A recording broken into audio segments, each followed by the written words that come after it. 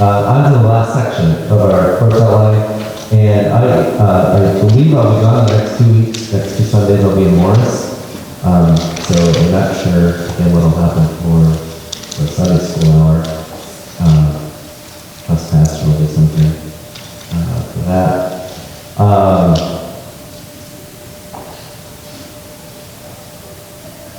Yeah, that's me. To find out how many people we have for this class today.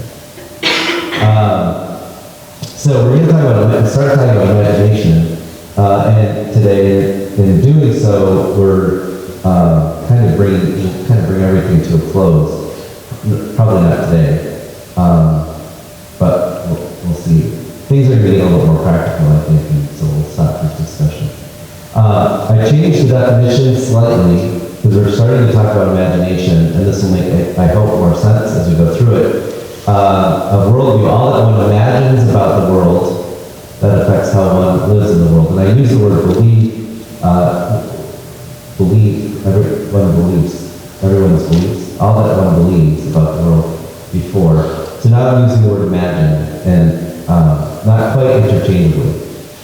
So we'll talk about that. And cultures, we talked about a group, we'll come back to this definition, a group of people with a shared worldview. When we talk about culture shock, I would say that perhaps you experienced a little culture shock at the library. Yeah. Just a wee bit. A wee bit of culture shock. Because all of a sudden you're interacting with people who have a very different worldview. And to the point where you're like, am I crazy or is it that? And in this case, it's that. Okay, so imagination. So a couple of ways, a couple of examples here to introduce this. One is mine. Oh, we have to preface this, and definitely for the recording. Most of the material I'm borrowing on this has been filtered through Kevin Bowder from Central Seminary. Now, I was a student of his, I hope I'm a friend of his still, I don't know, but we've had several conversations about these things over the years.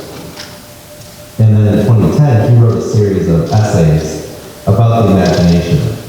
And so, I want to give him credit for the basis of this material. I'm not coming up with all of this out of my own head. But anyway, Lost in Rochester. So when I started traveling for the state of Minnesota, when we first moved to Southwest Minnesota, I would go to the different colleges and universities around the state, and I did training, computer training and support. So one of the times that I'm getting ready to go, I'm going to Rochester Community Technical College, and I had never been to Rochester before. And I had forgotten, in my busyness, to make a hotel reservation. So I was like, okay, well, it's Rochester, I don't know the area, I don't even know where the school's at, but what I'll do is I'll just jump on the computer, go to Holiday Inn, and schedule, make a reservation, and I'll figure out the rest when I get there. So that's what I did. Jump on the internet, make a hotel reservation at Holiday Inn, and jump in the car and take off. Now, in the current days of modern phones, right, I can take my phone and a map, and I can put in the address of the hotel, and then it'll show me where it's at. This is the good old days. In the old days of learning how to read maps, which I'm old enough to know how to read and properly pull a map, by the way. You can quiz me on that, I can do that. Now, but in the old days of like GPS, you had, before we had it on our phones, you had to buy this piece of equipment, and then you would download through your dial-up connection, and it would take hours. You would download maps onto this little thing. And then, of course, the maps usually may or may not be up to date or whatever, but it would maybe get you close. And people have funny stories about these things not being right. I remember Kevin Bauer, for example, getting stuck in the clover leaf because he had programmed it. I think it was either the shortest distance, you could do the shortest distance or the fastest time, or most direct route. And it kind of, exit now, and he goes up the clover leaf, and it's like, now exit now, and he goes down the clover leaf, and then, now exit now, and he goes back up. Exit, and he was like, he's like, wait a minute, something's wrong. And he and I drove to Detroit, Michigan one time, and he had this thing, and it was the direct route. So it would have us go, you're on the interstate heading to through Wisconsin, Illinois, or Michigan, and it would say, get off this ramp, go up to the top of it, and then go back down the ramp, and get back on the interstate. Because that was a shorter distance than staying on the interstate going around. You would go off and get back on again, right? So when we got to Detroit, I said, can I drive from this point forward? Because this thing is driving me nuts. And I don't get lost. So he's like, fine. So I did. I drove the rest of the time to Detroit, and I drove home. So anyway, it was kind of driving nuts. Well, this time I'm in Rochester, as I'm approaching Rochester, I had the confirmation from the hotel on my phone. I pull it up on a map and pull into Rochester, and I go to where the hotel's supposed to be. And there's like 3 hotels in a row. None of them are Holiday Inn. None of them are any one of the Holiday Inn branches. In fact, the address I'm supposed to be at is like a Crown Plaza. Well, now. So I pull into the Crown Plaza parking lot because that's what my phone told me to do. And I go into the counter, and the woman says, can I help you? And I said, well, I'm not sure. Do I have a reservation here? And she was, well, we'll look it up. So she looks it up. She goes, no, you don't have a reservation here. Is there a Holiday Inn in town? No. There hasn't been a Holiday Inn in Rochester for 10 years. Well, when did I make a reservation? Like New York? Like what? Like to Rochester, New York? Where do I have my reservation? So I pull out my laptop, and I sit in the parking lot so I can get into the Wi-Fi, and pull out my laptop, and I look up the reservation I made, and it was a suites over by St. Mary's Hospital. So if you know Rochester, the St. Mary's Hospital is kind of on the other end of town. And I'm like, well, that's where, so how do I get there? So I find my way over there, and I go in, and sure enough, okay, that's where my hotel is. It's not actually a Holiday Inn. And I'm staying in a suite with people who are staying at the hospital right across the street. And I'm like, well, I don't really belong here either. But, okay, fine. So the next day I'm going to the college. I got the address of the college. Never been there before, but can't be. It's college, right? Plug it in on my phone. Take off. Could not find college. I'm driving around. I'm like, well, it's supposed to be on like 13th Street or something. And I go, here's 12th, here's 14th. There's no 13th. And I can't turn it. And that phone's telling me to turn right here. It's like, well, no, there's a curve there. Like, I can't turn there to get over there. And it's not even 13th. You have to drive around the block. I don't get lost. I was lost. I didn't know where I was or where I was going. And the map that I had. Joanne knows that feeling. And Joanne's like, what's new? That's how I live. But it was so disconcerting because I didn't know where I was going. And the map that I had was wrong. The map of Rochester that was loaded on my phone was incorrect. And so eventually I found it. And, but it took me a while. And I just had this very lost feeling of not being able to find my way around. I didn't have a proper map to help me figure out how things were related to each other, how roads were related to each other, where the college was at, where I was at, and relation to the college, I didn't know, I didn't have anything. All right, so as we're talking about the imagination, what I didn't have up here was something that would help me figure things out. Now, when Dr. Bauer and I went to Detroit, and we got to the hotel, what did I do?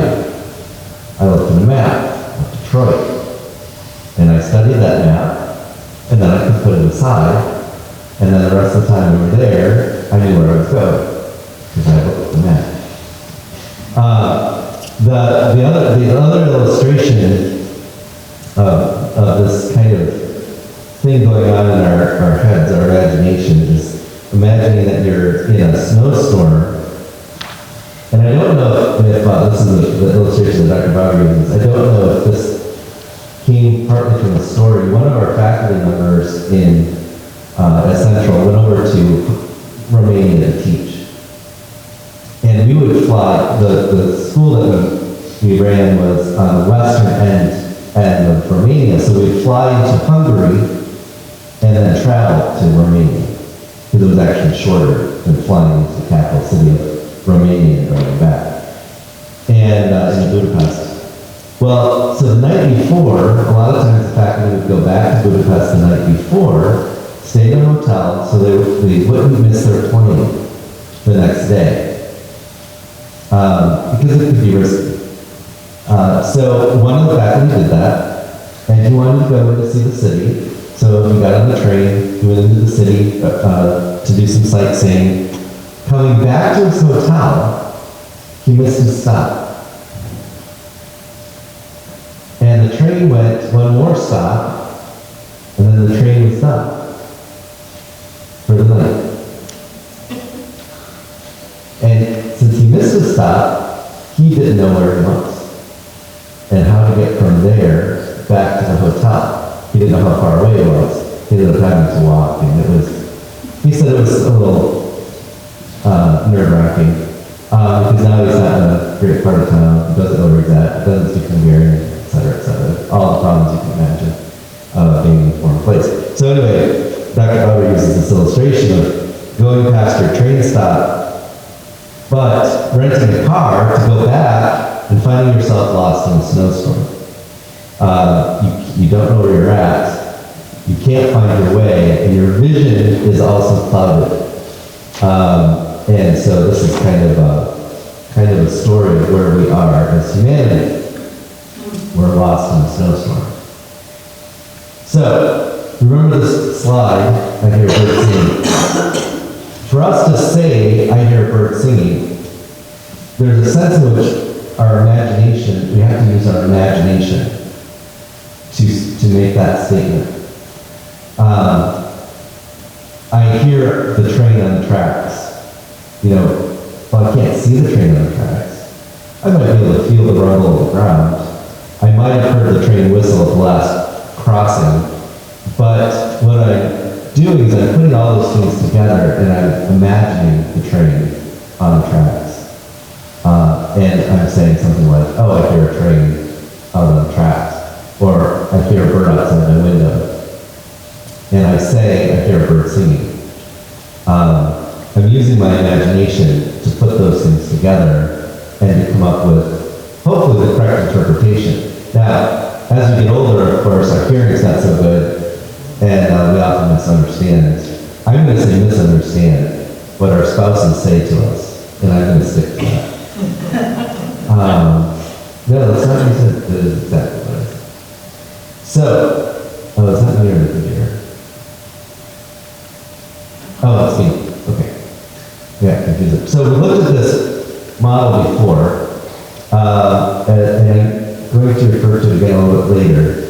But as we talk about imagination and this idea of where truth lies, is truth with God up above? Is truth out in front of us? Or is truth just in my head? We now have the little guy on the right. What I have in my head is an image of what I think the truth is. Okay, so I have an image of what I think the truth is in my head. I can pick up a book at the local library, and someone else, that author, has a different should be in the world. And so the idea of imagination comes into play there in our little diagram, inside our heads. Now, I don't want that to scare you, so I'm going to ask you if you feel scared or concerned. What is it talking about? All this, I'm just imagining reality? You mean it's not really there? No, it's there. But we use our imagination. Now, we're going to talk about different kinds of imagination. So I'll ask that you hold with me, bear with me here for a moment. Okay, so when we talked about this concept before, and I mentioned before that this is the Christian worldview. There are some, the idea that we believe that God exists, and that God also then has created the world. Okay, so this is a little bit of a review. The pre-modern mindset then said that the world was created ordered, transcendent, and moral. Ordered, remember we talked about those two main ways that God ordered the world. Do you remember what those two are? Pop quiz.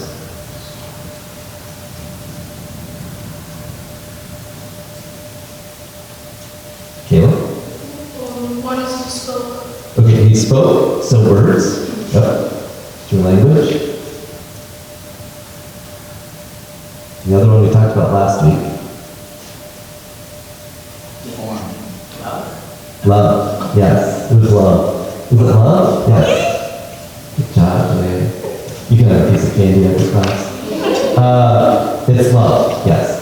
So the world that God created the world ordered, and it's ordered by those two things, love and by the word. Now, transcendent means that the order comes from outside the world itself. It comes from God. So imagine when I mentioned being lost in Rochester, I was lost because my map was wrong. The map was out of date, or it was someplace else, or I didn't know. But I looked at the map, and I couldn't find myself on the map, and I couldn't find where I was going on the map. So I was completely lost. The idea of the world, or that the world is transcendent, is the idea that God ordered it, and so He's outside of it. So the order that He put on it, He imposed on it. And that's why we say that the truth is up here, up where God is, because God's the one who ordered it. So if we are lost, then who can rescue us? God can. God has to reveal to us how, and we'll talk about that later, but God's the one who has to give us the directions. He has to, give us access to the map. So if we use the illustration of being lost in Rochester, I had the wrong map. Or if you're lost in a snowstorm, you need something to guide you, like a GPS that works, so that you can get from point A to point B.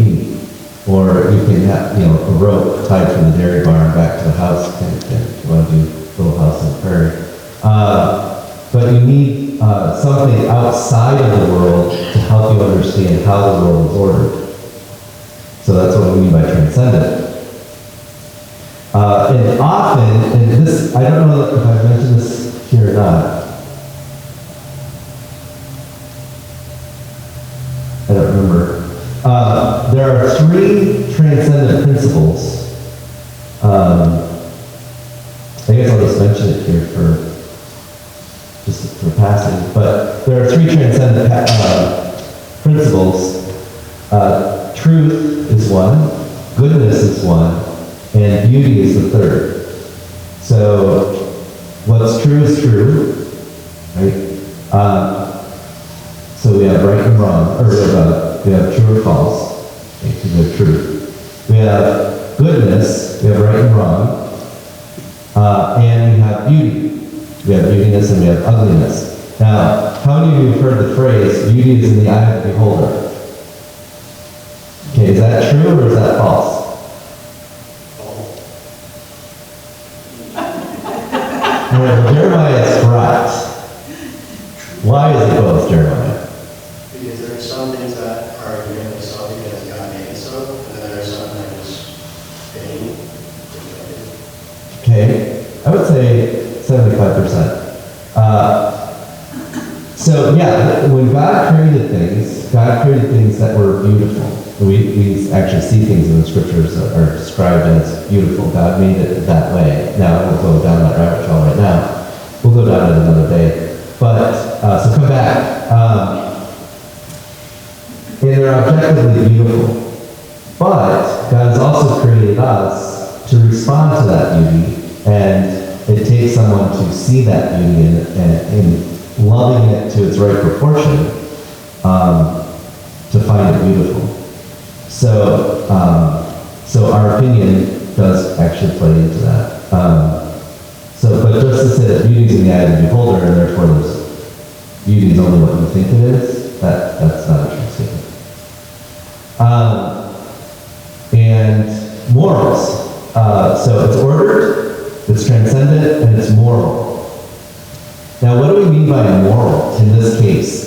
Well, is it okay to commit murder on the earth? Is it, according to the scriptures, am I allowed to murder someone here on earth? Now, if I jump in a Tesla rocket ship and go to Mars, is it still wrong to murder? Yes. Please say yes. Okay. Has there ever been a time in human history, or will there ever be a time in human history, where it's okay to murder? No. Okay, so murder is wrong. It doesn't matter where in the world, in the universe you are, and it doesn't matter when you live. Murder is wrong. That is it's a universal moral truth. Okay, so now I also mentioned that it's kind of under the transcendent category. But the idea of moral is also the idea that there are things that we don't just simply imagine like a bird outside, but there are other things I can imagine, such as virtues, justice, courage, sacredness. Okay, the idea that something can be sacred. I can imagine those things, and I don't imagine them in the same way as I imagine a bird, or I imagine a train, or I imagine lunch. But they're still part of the way God created the world. So here's a discussion question. What does it mean to have something that is sacred? What does the word sacred mean? Set apart. Okay, set apart. Not common. Not common. Okay. What's the opposite of sacred? You know what the opposite of sacred is? Vulgar. Okay. Vulgar is the opposite of common, or is the opposite of sacred. Yeah, that's what that word means. So not common is vulgar. So, is there anything that's sacred in the world today? So if you wanted to teach a young person, take Claire, and you want to show Claire something that's sacred, you want to describe it to her. Point to an example. Where do you go? What do you point to? Who? The Bible. The Bible? Okay, in what way? God's word. Okay. So how do you show her that the Bible is sacred? Because it's God's word. Glad I didn't answer that. I wish you had an answer. No, it's a good answer. It's a good answer. No, it was. I would have said that too. So how do we do it? If you said that this book is sacred, it should be set apart, not treated like any other common book, right? Because that's some of the things that we stated, the idea of sacred. This book is different from all the other books that I own. How do I show that? How do you know that I think that this book is different from all the other books that I own? Okay, read it. Live by its principles, or whatever. Try to obey. I can try to obey what's in it. Yeah, Okay. that would be showing by example. What about this physical object? What did you say? This physical object, this book. How can I show that this book is different from all the other books that I have? Give special care to it. Okay, I need to give special care to it. Like what? Randy? Just don't throw it across the room or Okay. walk on it. I don't throw it across the room. I don't walk on it. When I was a kid, there was something else we always did with the Bible. I'm sure you guys have taught the same. If I have a stack of books, Bible's on the top. Bible's on the top. Do I set the Bible on the floor? Do I kick it under my chair? Now, you can say, well, Eric, it's in a sense, it's just a book. I mean, mine is like, we all have one. You know, I've got a lot of them. Like, does it really matter? Like, is it a sin if I throw it on the floor?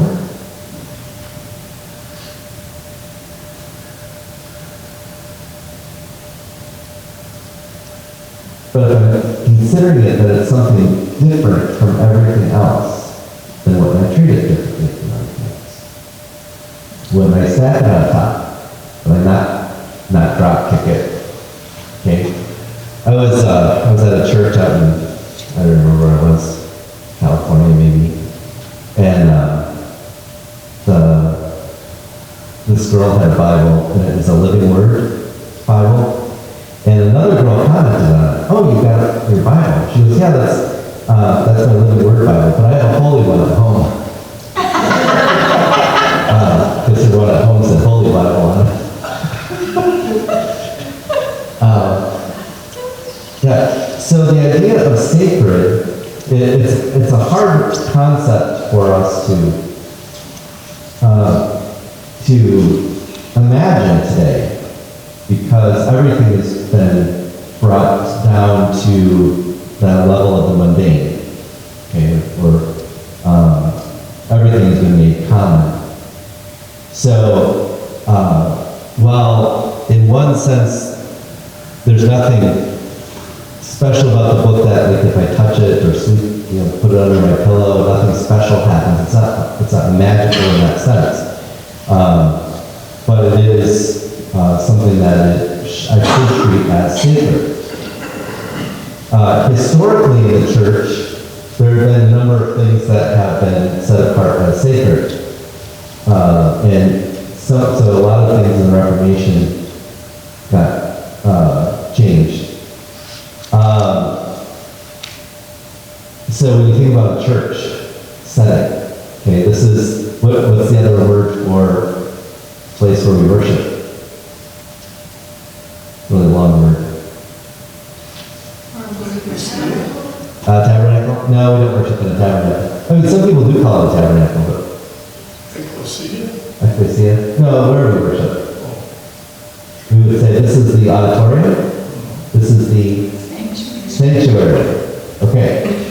So sanctuary, which is related to the word holy, which is related to being set apart. The reason it's called a sanctuary is it's set aside for one purpose and one purpose only.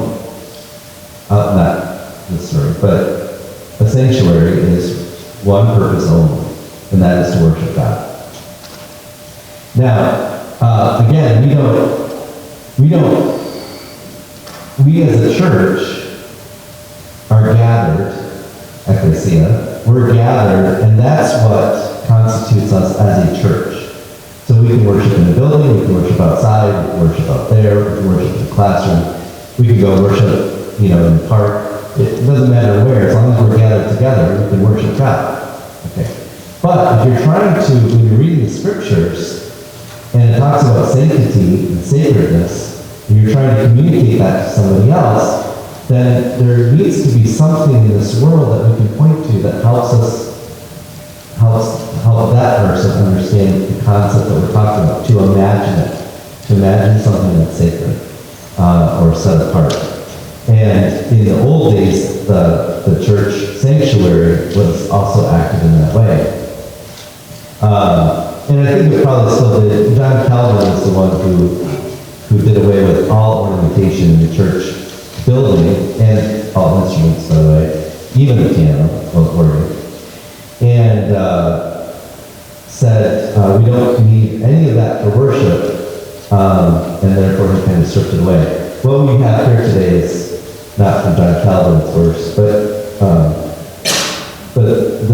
it's hard when we're in places like this, a multi-purpose auditorium, to try to explain what something is that's sacred. From the medieval side of things then, before I get myself into too much trouble, what the old Christians said was, we have to start with faith. We believe that God is, that's where we start. And then we seek to understand the world. And what a later person, the phrase that they used for this was the moral imagination. How does our faith, how does our belief in God help us to understand the world around us? So there's a lot of examples you could go through here of, we don't understand how certain things work in the world. But we don't always have to understand that. We can stand in awe of it because it's God who created it. And so we reserve judgment on what we understand down here in this world based on our knowledge of God and who God is. So we start there. Okay, so we're actually out of time. I saw one of the Sunday school classes break.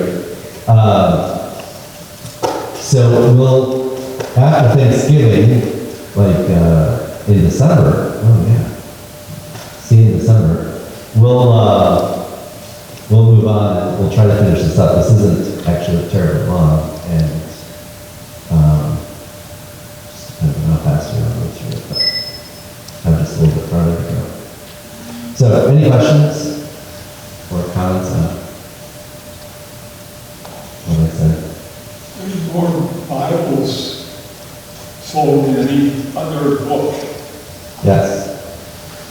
Yeah, there are more Bibles. I have a really good friend who still works with Bible translation in Africa. And he's working with a few different tribes, working through translating the scriptures still. It's still needed to get the Word of God in people's hands. But I would actually argue that it's important how we treat this book does reflect on our view of it. And